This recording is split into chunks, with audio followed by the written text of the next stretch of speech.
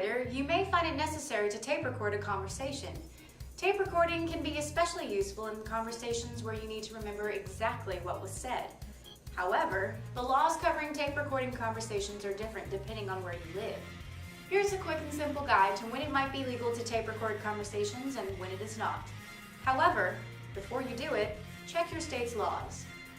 First, it is not legal in the United States to tape record a conversation in which you are not a party, unless you have a court order or the parties to the conversation have given you specific permission to record it. If you're not part of the conversation and you don't have permission to record it, don't. The only exception is that businesses may monitor phone calls that employees make, but even then a warning should be given. Next, under federal law, you may tape record any conversation as long as you are a part of the conversation.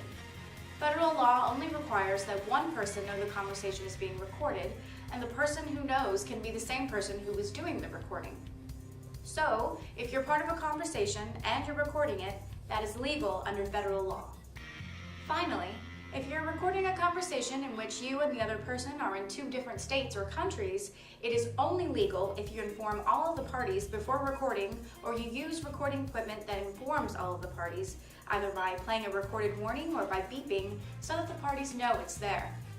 You must also be able to physically detach the recording device from the phone. But you're not out of the woods yet.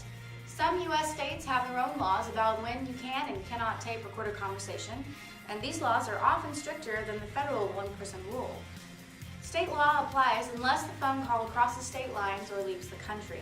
In those cases, federal law applies. Most states have the basic requirement as the federal law. Only one party to the conversation needs to know it's being recorded. Some states require two-party notification. In other words, both parties to a phone call or everyone involved in a conversation must know it's being recorded. These states also require an opt-out notice or transfer anyone in the conversation to ask that the recording stop. To find out which law your state follows, look on our website, 3minutelaw.com.